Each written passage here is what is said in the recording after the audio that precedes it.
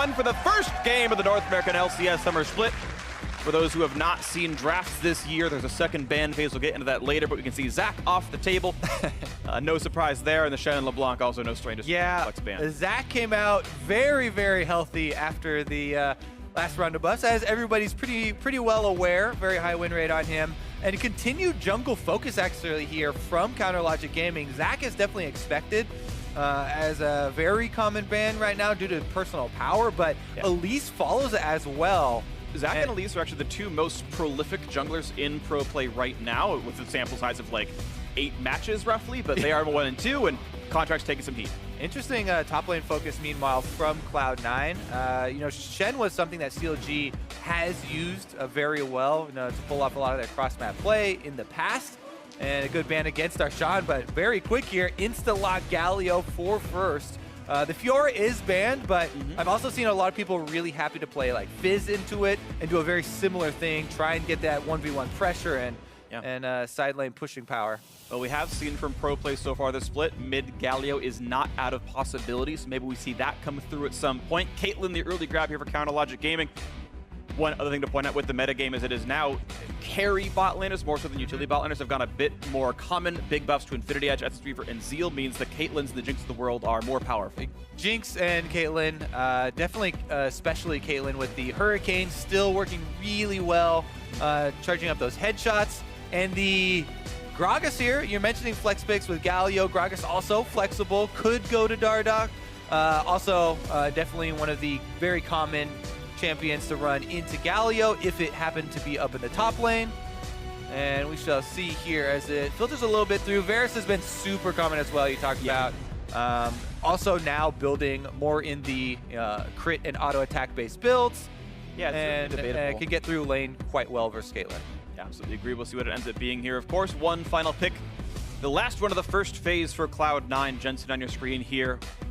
And taking all the time in the world down to the last second here, and Lulu going to be grabbed up in the first round. So the jungler focus from CLG didn't even result in an early jungle pick from Cloud9. So they could pile on 2 more jungle bans in the next phase if they decide to pick one either up here or actually put Gragas into their jungle role. We'll see what it ends up being. Yeah, do they push Contracts down further? One final pick here in this phase for Counter Logic Gaming. It looks like Lulu and Karma will match up down to the bot lane. We mentioned flex picks. Both those can still go mid, of course, but traditionally they are seen down there in the bot side. 2 of the most common supports right now, the shielding supports. Both of those there for 1 each. And let's see, will CLG continue to ban junglers here? They still have the opportunity to first pick in second round if they so choose to put that Gragas top. Yeah, they can remove 7 junglers from the table themselves with 5 bans and 2 picks. Jarvan off the table is a flexible top jungle. But mostly a top laner. Yeah. It definitely, you know, Ray, known for his Jarvan for a long time, even before the W buffs to Jarvan, which were several patches ago, and has just gotten stronger since then. So they're very ready for that Galio flex into the mid lane and continue to ban mostly focus Ray, although technically, yeah, Contracts could run it jungle as well.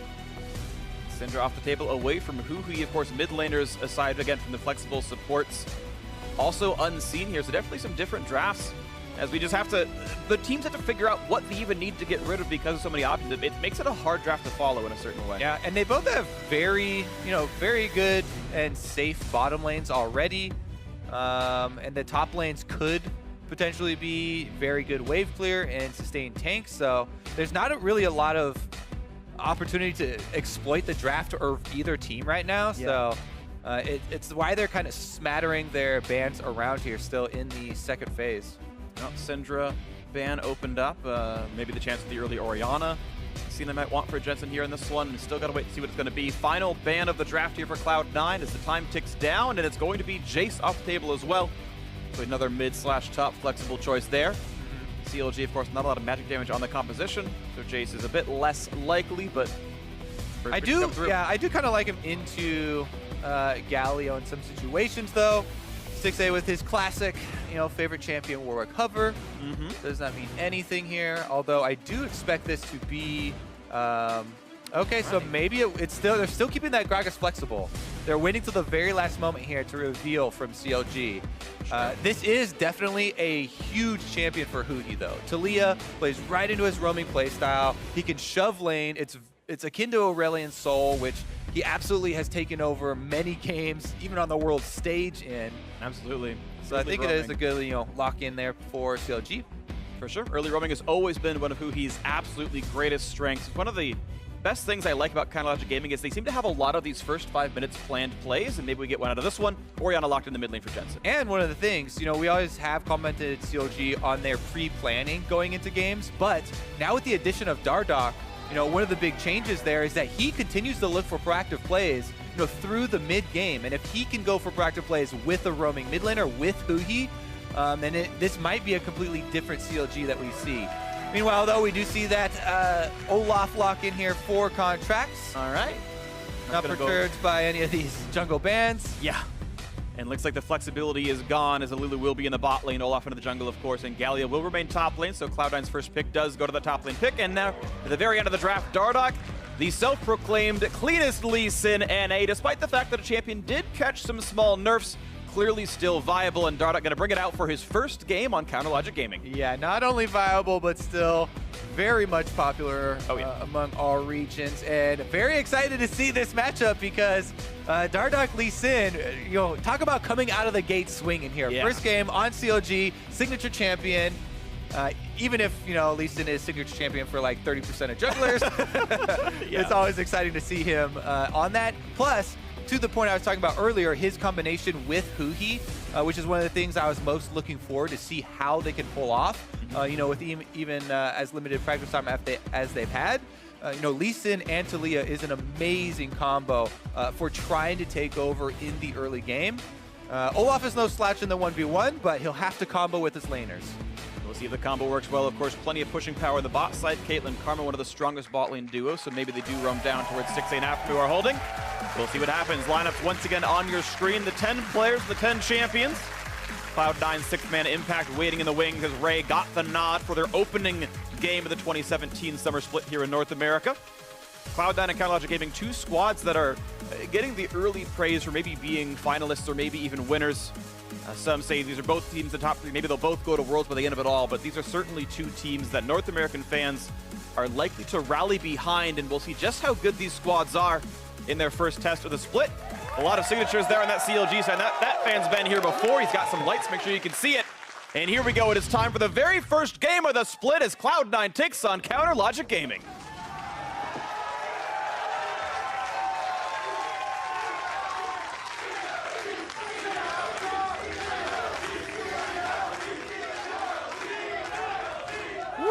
Confrontation there in the audience as well, and everyone definitely hyped up for the opener here. See if we can get some early invades as far as deep warding goes. Olaf, I always like to talk about exploiting Olaf early when we see him in the game, though I've really rarely seen it actually pulled off because you need some extra vision to be able to take advantage of him, trying to get himself low in the jungle, and very rarely do we actually see teams be able to punish him and try and pull off that sneaky invade for first blood. But Dardoch's an aggressive guy, and one that could go for it. And aggressive for Dardoch, I don't know if you mentioned this, but he's got a control ward on his first opening purchase. So a single ward, of course, Lee Sin, pretty safe early clear overall. Only has one single potion, and that early control ward might mean some power, some pressure. Who he gets 100 damage on Jensen.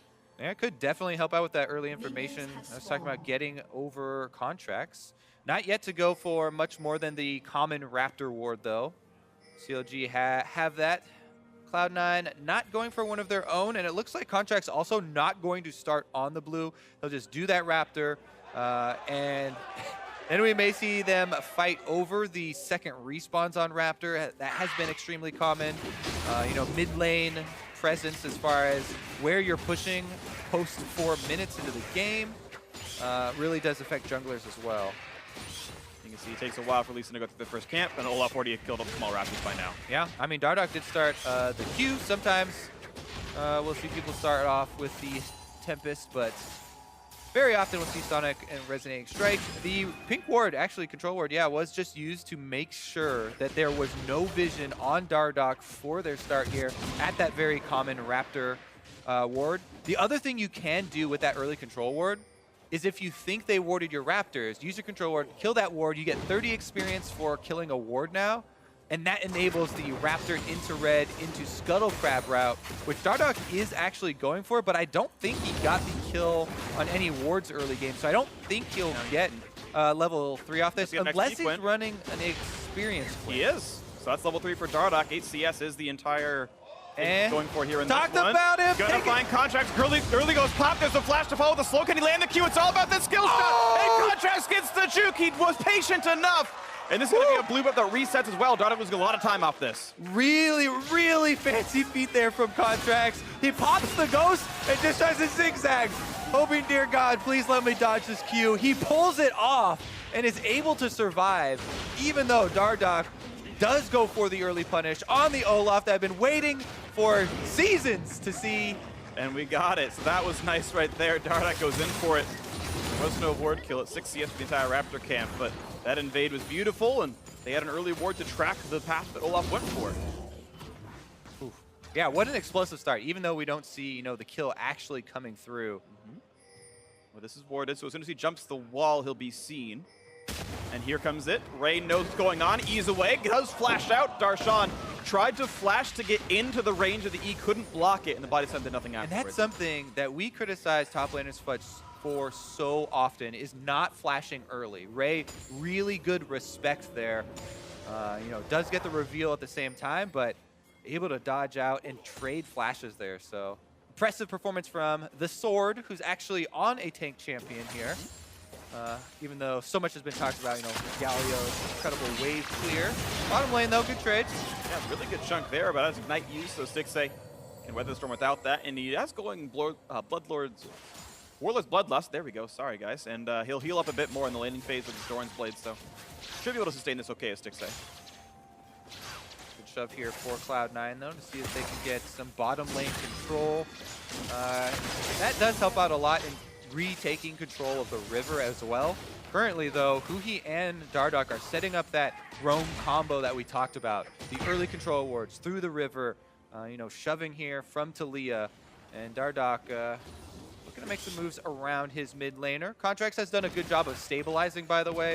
As far as reacting to that early aggressive move from Lee Sin, probably can't come out of it better than Contracts did. He dodges the Q, doesn't go down, immediately gets back to the bottom side to continue his farming on those very high population camps, and sustains through with his Hunter's Potion.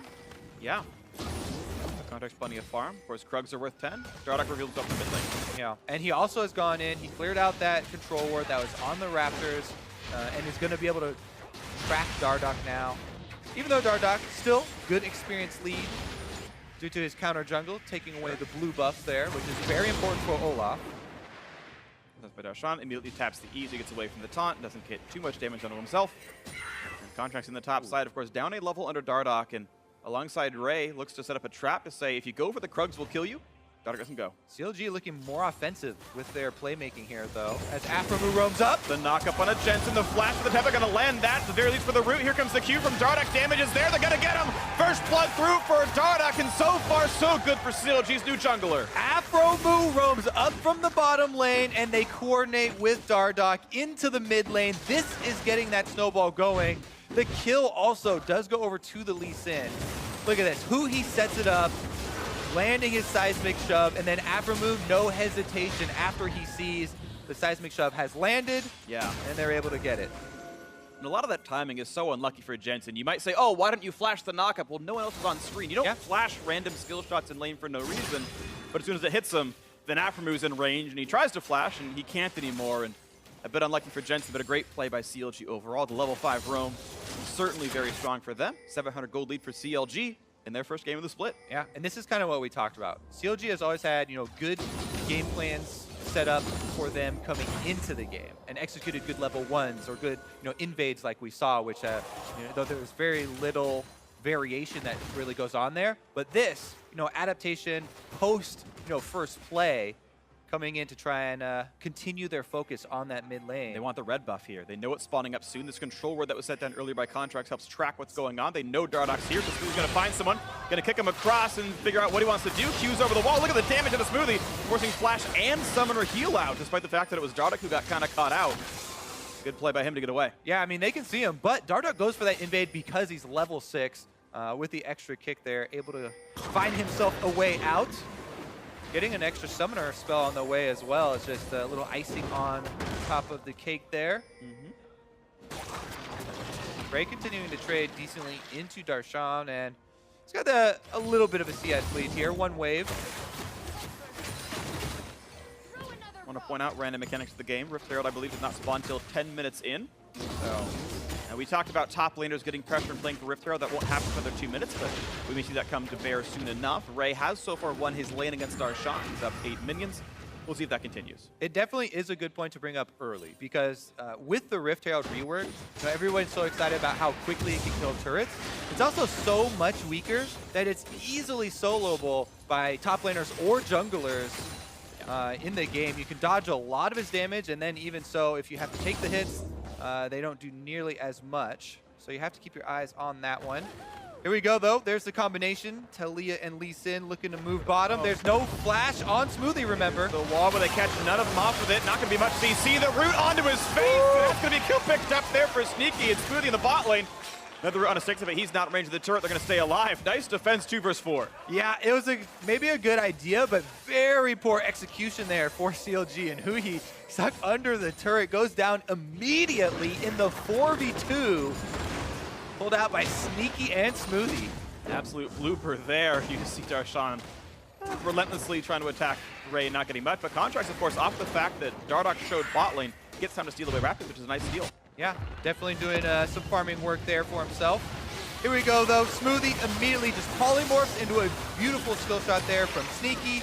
So much easier to land that Varus ultimate if they're slowed up, a little critter walking away. But let's take the opportunity to talk about Cloud9 and Cloud9's bottom lane specifically, because there's so much hype around, oh, Dardock's on CLG now, kind of bending the stories there so much. But my goodness, this bottom lane was absolutely tremendous for Cloud9 last split, and a huge part of them getting to that second place spot. Smoothie, pretty much unanimous best support voted in the entire league there. And Sneaky also having a very good split for himself. At least a top 3. Of course, Arrow got MVP, but he's arguably next up there, kind of alongside Stixxay. And of course, you talk about good bot lanes. It was Stixxay and Afra who were considered one of the better ones before. And yeah, the question is, can Sneaky get back to that sort of top form? Can this bot lane really be a carry? And now that they're the only kill in the squad so far, this can certainly be an option. The game is tied in gold right now, and certainly anyone's to win. Pretty much all the lanes are treading water. Farm leads are less than 10 across the board, aside from Olaf Lee Sin, which is kind of irrelevant because Krugs inflate that number. And looks like maybe an early Mountain Drake may be on the table for CLG. Rift Herald, of course, has spawned as well, and it has usually been Ray who's got the push lead, so that makes me feel like Cloud9 have more rights to it. Yeah, and CLG seem to have staked their control over this bottom river.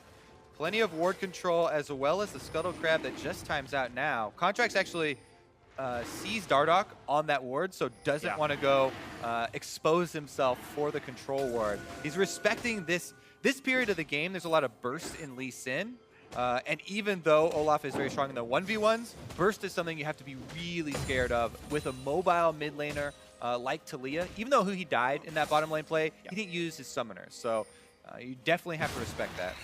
Another shot at it, and even speaking of having shots at it, Caitlyn, the long-range ultimate, can always participate in these fights a lot of times as well. So you're right, just the threat from out-of-range damage is there from CLG. Cloud9 still treading water for a while. Both Olaf and Lee Sin are kind of considered early-game junglers in that they're not going to scale into absolute insane monsters. You kind of require good plays out of them. Darshan does not go for the flash play. He baits it and hopes that Jensen goes for the flash. Ooh, that knockback. Not good with the water, but that one was good from who? He looked at the damage out of Jensen. Dardock not going to land the Sonic Wave.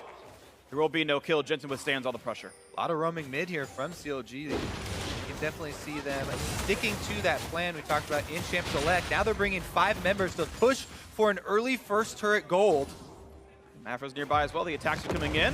wall's going to cut off some of the moves out of Contract, who can't join this fray He can anymore. circle around behind, though, and Galio does have ultimate. He pops the ghost. They want to fight this one. Can they find the way in? Looking in for Darshan. There's the front line. Not going to land the slow. Just have the flash taunt. The root in for Sneaky as well. This is going to be a catastrophe for Counterlogic Gaming. It's a 1-0 so far as Dardark's been picked up, and it's actually not going to be much more damage on a Smoothie chunk than a 200 HP. No more kills to be had. There was no Galio knockup coming through, but the taunt was good enough for one. Yeah, Contracts only has to use Ghost and Ultimate in there. Ray's still holding on to the Galio ult.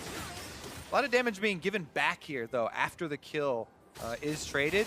Big news is, though, the first turret gold still on the table, and just one kill traded over, still fairly close. Take another look here at the flank from Contract. He's trying to dodge his way in and get some space here, but then flash from Ray, gets the double taunt, and again, Varus, really good follow-up CC. Able to land that and secure the kill. Really good stuff there. 500 gold difference. Cloud9 now in the lead for the first time this game, as it was CLG who got first blood earlier. 2 kills traded back, and it's the bot lane again. 100% co-participation, Sneaky and Smoothie. Arguably the best bot lane in North America, or at least they were last split.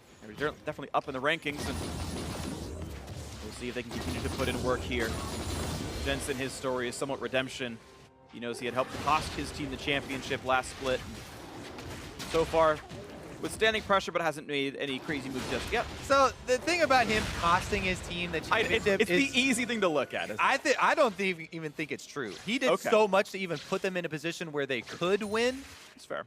People really ignore a lot of the early work he did on Echo, even to get them, close in that game. Anyways, that is far in the past. You're right. It's a bit more than. And was this needed. one is definitely still to be played out. Currently, mid lane CS is very close still. It was just the the roams that have really affected these mid laners. A lot of pressure from CLG to mid resulted in that kill there, and then obviously Huhi under turret was the other one. So much of the vision though around that bottom lane has swung over to Cloud9's side, as plenty of the river wards here are backed up by control wards as well.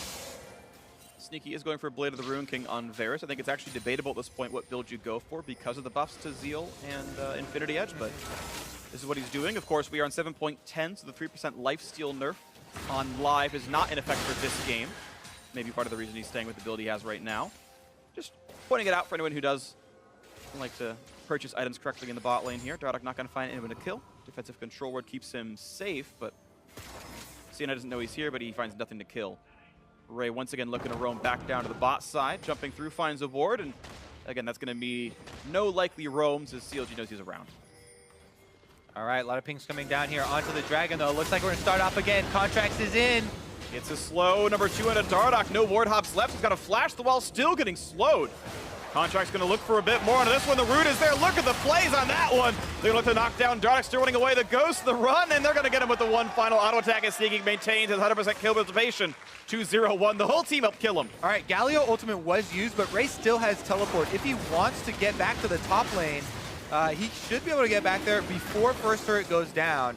And first turret still on the board is a very big prize to help snowballing. And it goes. Blue team has slain the first Drake of the game. Darshan, a bit of time in the top lane alone, but no one comes to help him knock this turret down. It's at half HP, and C9 now definitely winning this game. Yeah. Ray is going back to purchase first before he gets back up to that top side.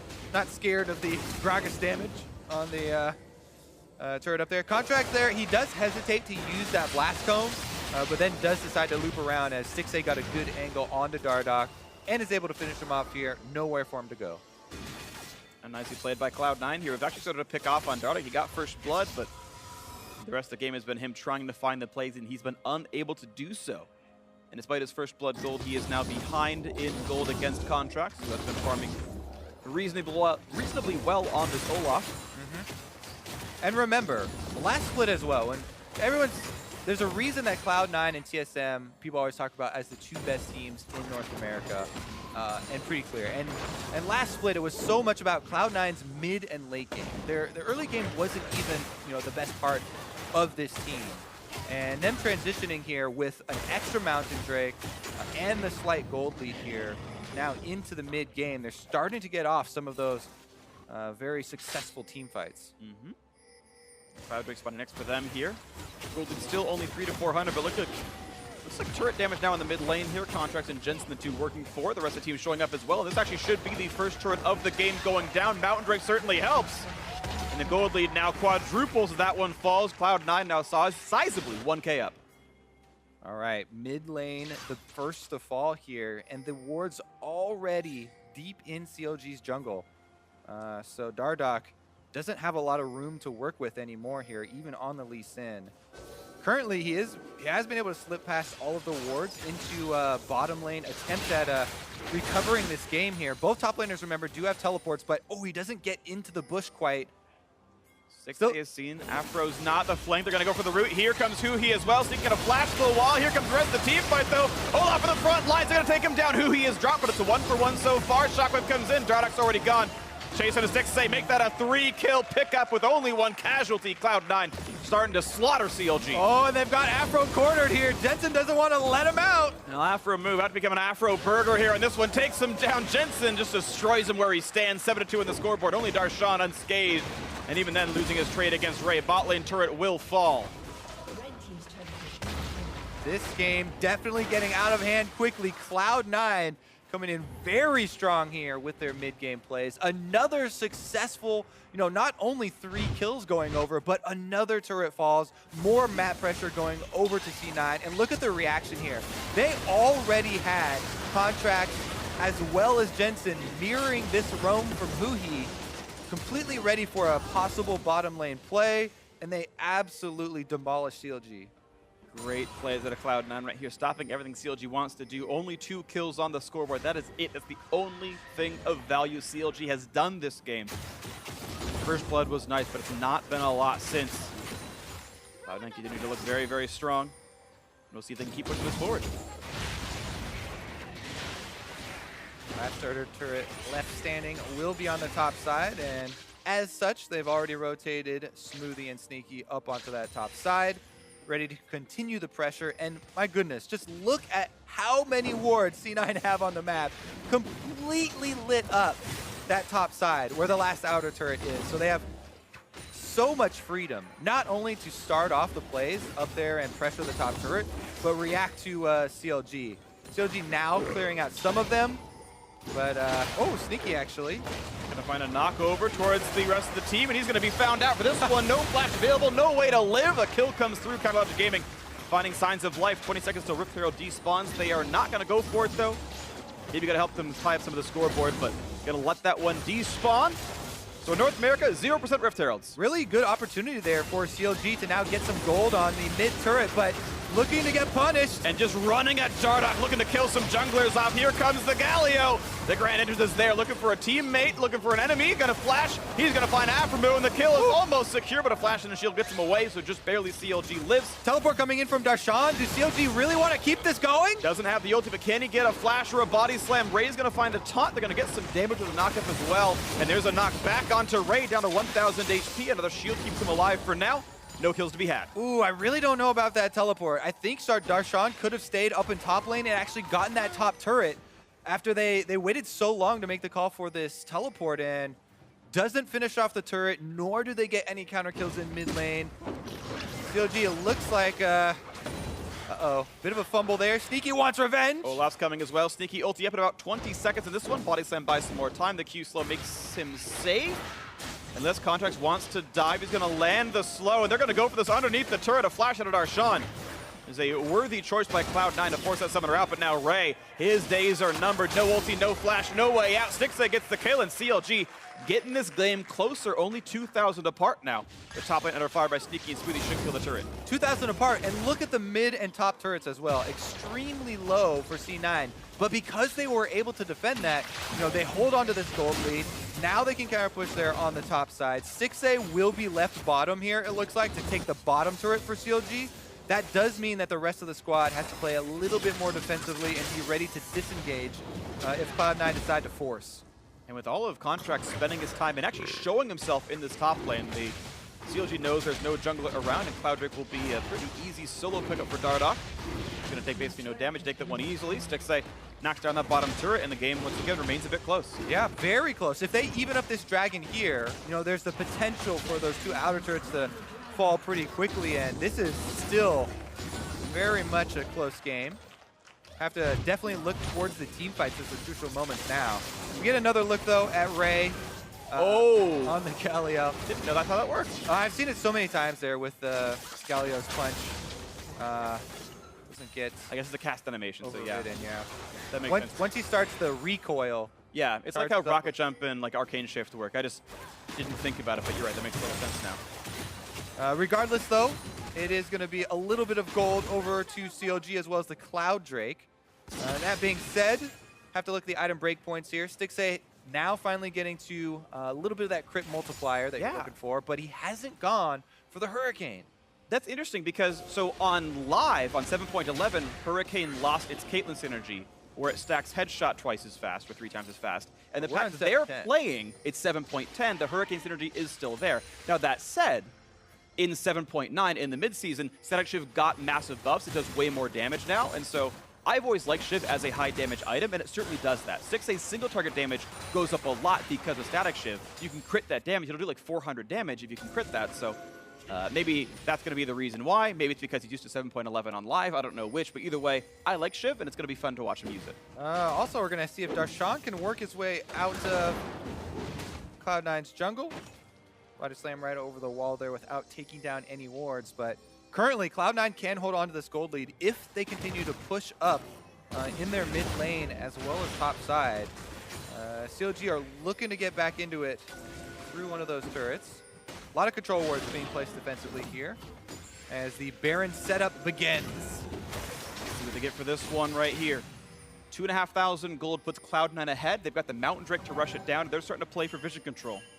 We'll see what wards they can get rid of. Another thing too, you know, Cloud9 should be tracking the teleport timers, but as you get down to the very few seconds before it comes back up, you know, it's almost back up now. You have to give a little bit of leeway there as far as the exact timer. So unless they were to force something very quickly when they're fighting over those wards, I think that we're probably not going to see them, you know, try and take advantage of that teleport discrepancy.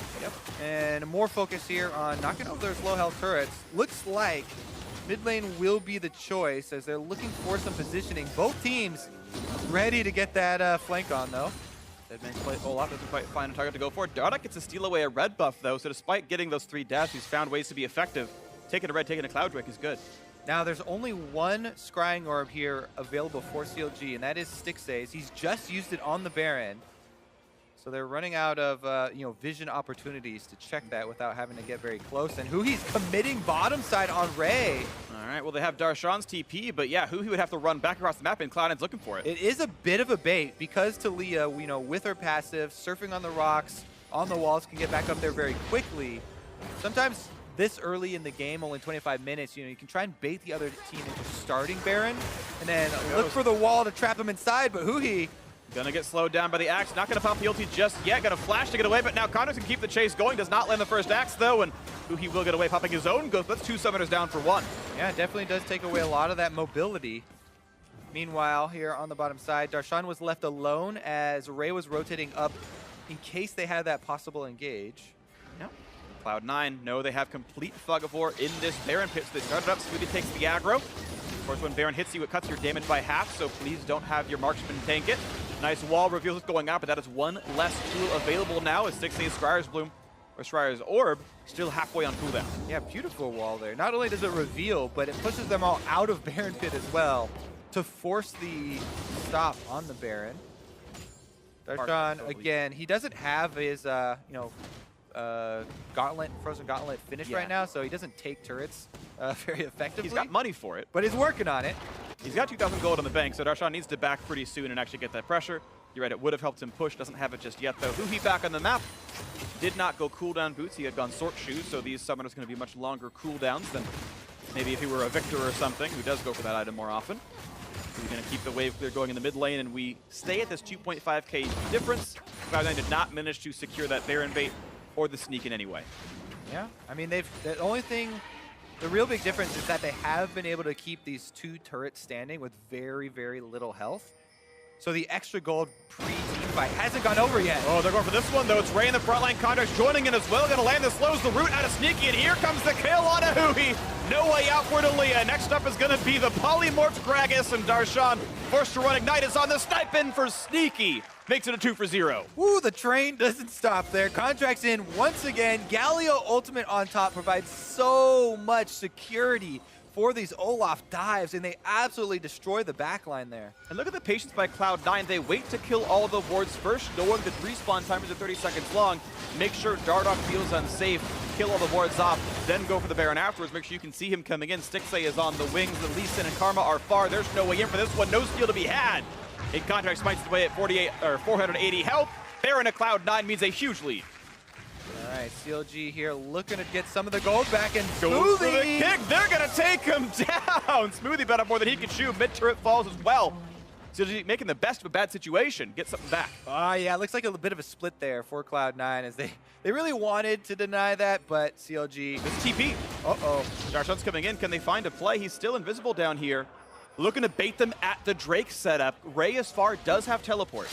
I like how everyone starts laughing when he places that control ward to make sure he's not been seen, but now he gets a flank because of it. 5v4, 5v3 for a short time. They've got the backline access. They're going for Jensen down here. Shockwave catches Dardoch, and Jensen gets a kill in the 1v2. Now it's on to Hugi as Contract takes one down. Cloud9 undermanned, doesn't matter. Three kills picked up already, and it's at least a trade kill for Darshan. But that is a fight that Cloud9 won literally 3v5 by 2 kills. Oh my goodness, absolutely destroyed there. And because it was 3v5, this turret is obviously going down. Baron up, double stacked minion wave here is going to be pushing on in, and C9 have a bunch of gold to claim. Wow, this is going to be so much now. 5,000 gold is going to become even more soon enough. Mid lane's going to fall. Sneaky at 5-1, and 5 has been just a consistent contributor here as well. Jensen got a second death, but 11 of 12 kill participation is certainly great. Contracts unkilled, also awesome in this game. Yeah, let's take a look at the two splits here, because a little bit lack of focus. Dardoch and Darshan both go on to Jensen, and he's able to solo in the 1v2 take out Dardoch very early, which is most of the damage. And even though, Darshan does end up getting him, he bought enough time for that two-man skirmish up on top that we saw, where Contracts was playing a very good frontline for Sneaky, and Sneaky was able to auto-attack pretty much the entire little skirmish there. That's why they were able to get 3 kills and really take off here. They won a 2v3 and they went tied in a 1v2. Definitely good play out of Cloud9 here. And this one, the CLG, I think it was a good choice, but it was still executed better. Cloud9 props to them. 6-kill lead, double mount Drake. Good at closing out games, and the 5,000 gold lead is probably all they need to make that happen. Crit items are in for Sneaky. Infinity Edge third. I love it. It's the right item to buy, in my opinion, and it being cheaper makes it more likely. A lot of Varus used to go Ginsu's Rage Blade third, and never quite liked it, so he's onto this one. Well, yeah. I feel like there's very little argument now for not going Infinity Edge. It's so much cheaper. Huge amount of value there. And man, we saw it in work as well. The DPS he's been putting out. All right, trap lines here for CLG. Trying to make their stand at the secondary turret, but looks like they'll just thread through the traps and wait for inhibitor ones. All right, and now he's got to put new ones down. Stixay as they try to wave through. Shiv will help a little bit. You can see he's able to kill the casters off with the Peacemaker and the Shiv damage, but the Lord Dominic's Regards will help somewhat against Contracts and Ray, but he's certainly not been able to punch through this front line well enough. They've got more gold than he's got. And double stone plates in as well for the front line. Exactly. This is one of the most fun items from the rework, just because the front line, well, we'll talk about that a little bit later actually. The Cloud9 are pushing in with the Baron empowered minions, trying to take down mid as well as bottom simultaneously. Baron does time out though. Times out, so the minions are very easy to kill now for the Caitlyn, but there's still the matter of powerful champions who want to kill you. You can see that's line of control wards to make sure that CLG can't get any wards over the wall, so that C9 can constantly rotate in Fog of War as the minion waves are cleared. You don't know if Oriana's looking for a shockwave, if Sneaky's trying to snipe you. There's just no options there for you. Yeah, it's a good idea. Might have been a bit overkill with the extra The third one's a bit much. But again, they just create Fog of War. They can snipe from back down here and constantly push down the minion lines. And C9 can, I feel like, sort of stay in this holding pattern and keep poking. It looks like for now they're actually going to back off. Unlucky. As soon as you say that, Freak. Worst analyst NA, DA Freak Turley. They can do this forever. Okay, they're leaving. Just kidding. They can leave. Yeah, that's me.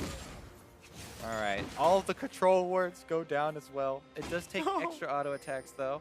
All right. CLG Still, though, there aren't any options for them, right? I mean, there's nothing on the map for them to farm, and as you said, Cloud9, they can still keep them bottled inside of the base while farming the map. So yeah, just increase the gold lead, increase the power difference here, and return after the extra neutral objective comes up. It actually reminds me of 2013 Spring Split Team Dignitas when KiwiKid was a top laner.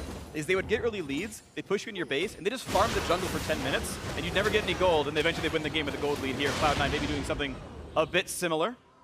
Random callback, but certainly they're getting 2-1 in the gold income on the map right now, and they can keep getting an XP lead and a gold lead this way. Jensen's up a level, Dark Contract's up 2. Raise up 1, etc., etc. There's really no one with a lead here on CLG. And Cloud9, they get the recalls off. They buy new control wards. Baron's up in under 2 minutes. They say, okay, we'll go for Baron number 2, and we'll use that to close out the game. Yeah, I mean, what a start here to the summer split for C9. Mm-hmm. No, placing so close to TSM, barely getting second in spring. Coming out swinging. No side effect of not going to MSIs. You do get more time on the current patch and adjusting to the mid-season changes. Like very well adapted. No hesitation in going for either the Galio pick or the double stone plates. And they'll be able to block it on the front line. They're going to feel really good about this one. Slow onto Dardoch. Contract's looking for a teammate or an enemy. All the same really for Olaf. He stands alone. Luckily for his teammates, not all the same. We don't have friendly fire. True. Sometimes Tilia and Anivia can sound like that, but not the case here in this one. Darshan in the mix. Doesn't get much. Has stone plate. It's definitely a very good tank item. Yeah, I mean the active is just so nice for timing it after you use a bunch of your combos, right? So most champions you can use a lot of your damaging combo early, then pop your stone plates, so that the damage that you're taking will basically get 50% value. Yeah. Once the thing wears off and you return to your normal health. And you don't really have much of the downside of the damage reduction unless you're something that has spammable spells and you're losing out there. Right, unless your cooldowns are less than 4 seconds, you're not even missing damage output, as you mentioned. You burn the cooldowns, pop it, you get essentially an Alice roll for 4 seconds and come back into the fray, and life is good. So we'll see what can happen here. CLG trying to get their way back out of the base. Baron Nashor has spawned yet again. And the Elder Dragon is 40 seconds apart from that one, so there's no split calls here. Oh, he's back, all right. And this time around, C9 have even more reason to just start him up and burn him down. Double mountains, they can almost instantly kill him. Not even a chance to be in range. This one picked up, not even with a smite contract. Who even cares? Jensen's going to make that one happen. Easy cleanup on Baron Nashor, and into the mid lane they can go with a 9,000 gold lead. All right, Baron empowered push. Let's see if they go for the dive or play it a little bit safer here. Elder Dragon in 10 seconds. Looks like they'll just stick around, see if CLG want to take this fight at the Elder Dragon. Yeah, looks like it's going to be the fight for the Elder. Darshan forced to kite back. The shield's been popped. Gets a nice knock up on Contract, but he's tanky as all hell. Nice wall to block out some of it. Knocks out Ray, but there's still no fight to be had. And Darshan now down to 2/3 HP. More poke coming in for Sneaky. They can just get rid of this tank right here. The root's going to land. They can knock him out right there. Ray going to look for a front line and a kill. Not going to get the one just yet, but there goes Contract to make it happen. Knockup finds nobody, but a Contract still tanky. Now going to kite back. Here comes the dive in. Going to find the knockup on a Jensen. And it doesn't really matter as Dardoch falls 2 for 0 advantage to Cloud9. Gigantic Olaf in the front as well. Not quite going to find the knockup as Ray, but does get a taunt. And there's the flash, the whimsy, the kill off, and the snipe. Help make it happen, and Ray gets the shutdown 3 for 0. Cloud9 smashing CLG even more. Oh my god, they're just playing with him right now. He's dead. I don't think he cares, but he's dead. Throws the axe in the air, shutdown comes through. Stixxay improves to 3 kills. We said earlier on Twitter, if you don't pick me in fantasy, you're trolling. Unfortunately, 3-1 and 0 is not the best fantasy line, but I guess homie Contract helps him out, adds 2 points to his scoreboard here. Cloud9 will take down the middle inhibitor, and they will have to back up for now as they're missing a member. Man, it just looks so frustrating to play against this C9 Juggernaut at this point in the game. Contract's running forward with the Galio damage reduction on top of them. They were able to almost entirely take away Darshan's health pool before there was a full commitment to the fight. Here comes his teleport for a flank. Dardoch is far. They could split him up. It's a 4v4 right now. Dardoch's still a bit far away. Darshan coming in. Here comes the frontline shot as well. Sneaky a bit low. Can they find the explosive cast? Can he get the team in? Oh! Yes, he gets into the fight, but the flash gets him back away. Nothing good came out of Dardoch there, and Darshan just survives. Shockwave knock up the kill on a Dardoch 1 for 0. Can they make it a second? Pretty soon they will as they look for Darshan. Kites away, slows him up. Not gonna be killed just yet, but now Ray is out of mana. He's gonna kite away and stay alive. Oh no, the anti-synergy there. Misses the Q off the explosive cast. Well, Dardoch goes for the guaranteed ultimate into Q combo from Lee Sin, but Darshan had thrown the Gragas cast first, and now he might pay for it with his life. Randuin's into the engage. There's a double knock-up, and there's all the kills they need. 2 dead already. Make it 3. Cloud9 just every single fight they're winning it, and CLG can't turn anything around.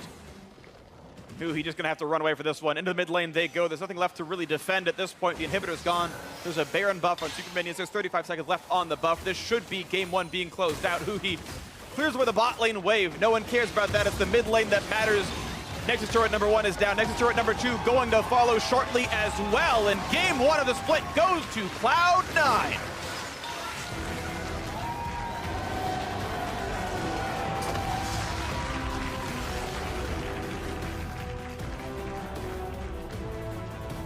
Seamless here from Cloud9. Ray starting, building full tank on Galio.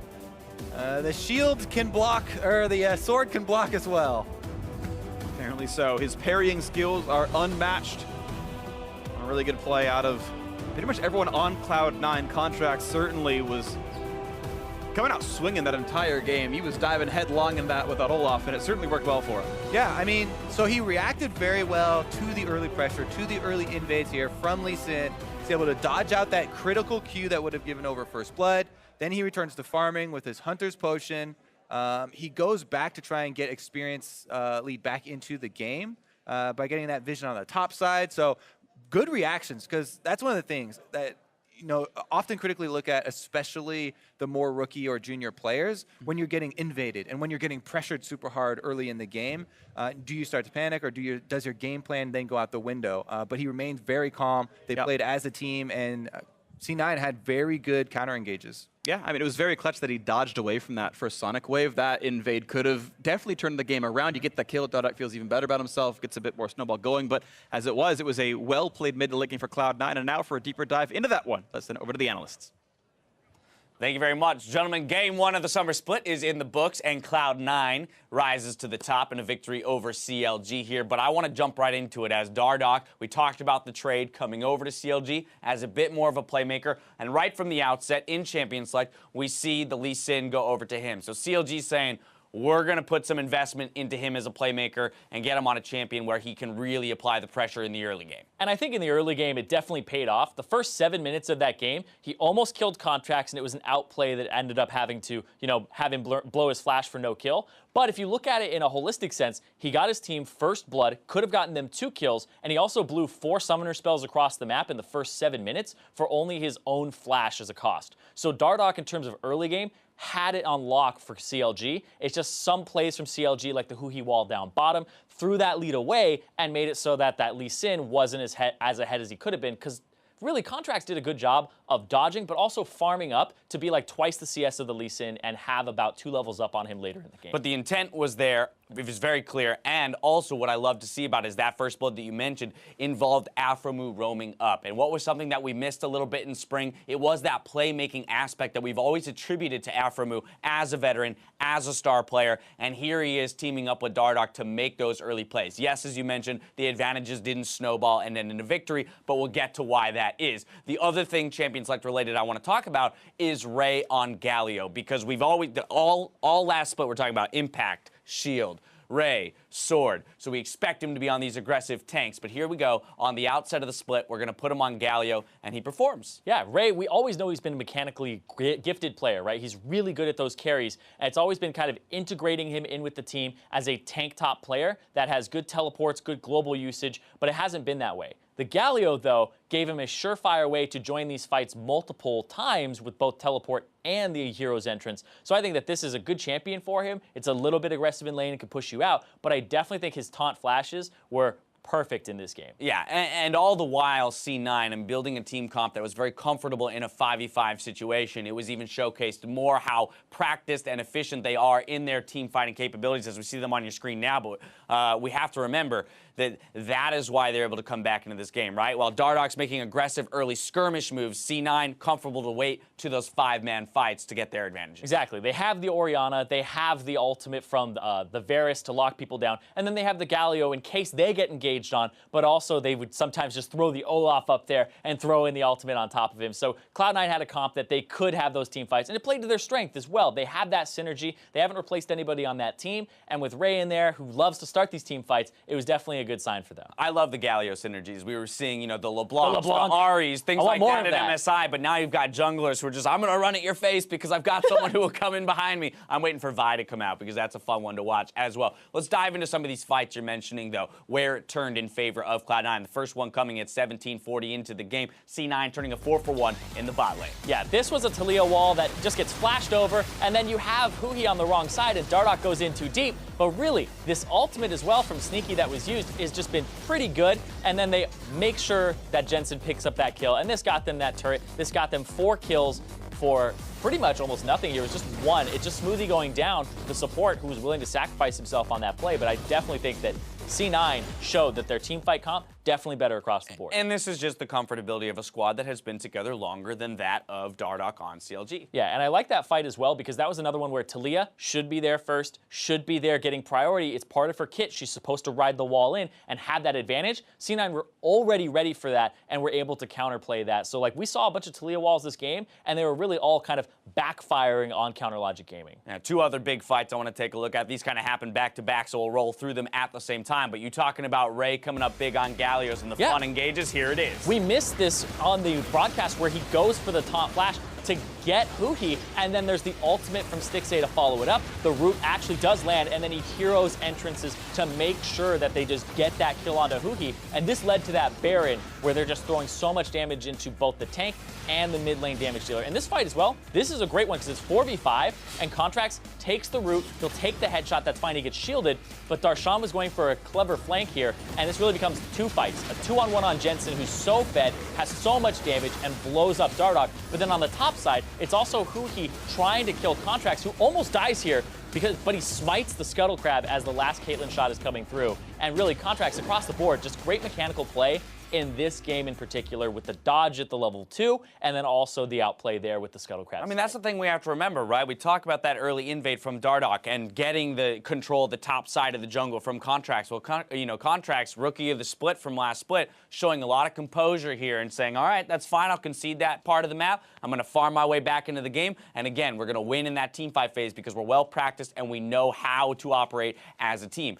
Outside of that, let's talk about Jensen and his playmaking potential. I mean, we saw that tease coming into the week around him and the Echo Zonias. Now, he's not playing Echo here, but his Orianna has always been a huge pick for him. And right here on the outset, it seems like he's not missing a beat and making a case for, once again, the race for #1 mid laner. Exactly. It always happens where it's like, oh, it falls a little bit short, but he gets right back up on that horse. The Orianna was a comfort pick for him, picked it like 7 times in a row near the end of the last split. So jumps right back in, comfort for him, team fight for Cloud9. And I think like getting camped early, because we saw Afromu and Dardoch sit in those brush after they got that first kill, got the flash. They were ready for those return ganks, but Jensen didn't let that get to him and allowed both his jungler to farm up, but also for himself to farm up safely as well, which is something that we have seen Jensen a little bit exploitable in the past, but it was very calm from him in this game. Yeah, and while we had a great game out of Jensen, player of the game will go to Sneaky. You mentioned it. Some of his ults almost going unnoticed, but being very crucial in a lot of those team fights. It's interesting because you would expect it to be somebody like Jensen with those big flashy plays, but really Sneaky did a whole bunch of the team's damage. You could see almost 33% Plus he's got those luscious locks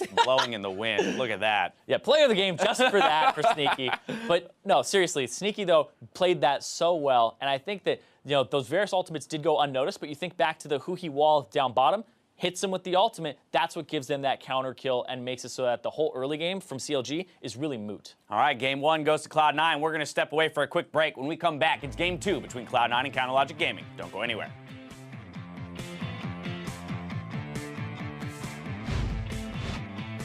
Wait, I have never lost my the first game of the season. Whoa. I don't think so. Whoa. The knock-up on a Jensen, the flash for the Peppa, gonna land that, at the very least for the root. Here comes the Q from Dardoch, damage is there, they're gonna get him! First blood through for Dardoch! My TP is It's okay. Nice. We can go around. 5v3 for a short time. They've got the backline access. They're going for Jensen down here. Shockwave catches Dardoch, and Jensen gets a kill in a 1v2. Now it's on to Hubi as Contract takes one down. Cloud9 undermanned, doesn't matter. Game 1 of the split goes to Cloud9.